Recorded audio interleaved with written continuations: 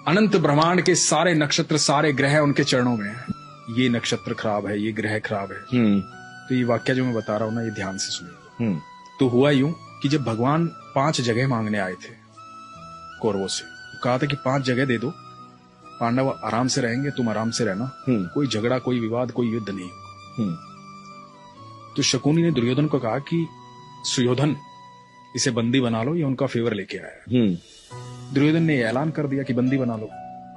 अब ठाकुर जी को कौन बंदी बना सकता है? तो पहली बार ठाकुर जी ने अपने जीवन काल में पहली बार वो ऊर्जा दिखाई थी, वो लाइट दिखाई थी कि मैं हूं को। अब उसके बाद कृष्ण वहां से चले गए कह करके कि अब युद्ध होगा।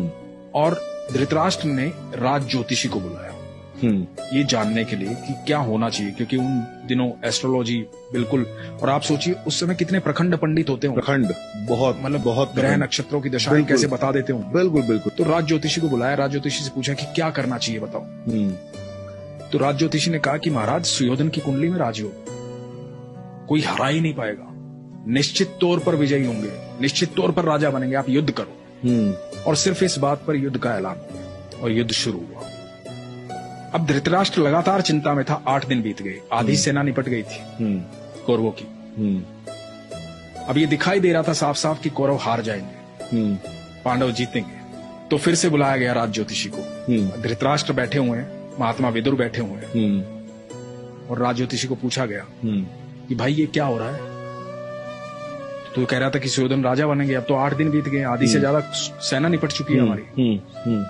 तो पता है राज ज्योतिषी ने क्या कहा था?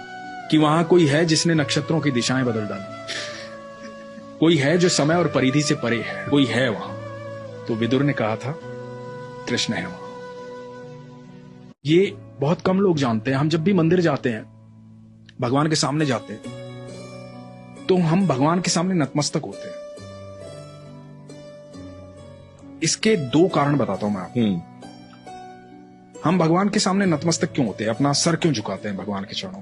जब हम भगवान के चरणों में अपना सर झुकाते हैं ना, नतमस्तक हो जाते हैं, तो जितना बोझ हमारे इस मस्तिष्क में होता है ना, जितनी दुविधाएं चल रही होती हैं, सारी दुविधाएं भगवान के चरणों में गिर जाती हैं और भगवान रोंद देते हैं।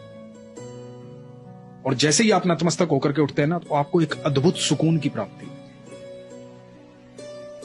और ये क्रिया आप लगातार करते रहते तो आपके जीवन में दुख नहीं आता, क्योंकि आप भगवान के सानिध्य में रहते हैं। क्योंकि दुख की एक खासियत होती है, दुख बड़ा भोला भाला होता है। दुख जब भी आता है ईश्वर को साथ लेके आता है। जैसे ही दुख आएगा आपको ईश्वर याद आएंगे। ये बात तो है। भोला भाला होता है, दुख को बेचारे को पता ही नहीं होता तो साथ किसके चल रहा है, वो ईश्वर को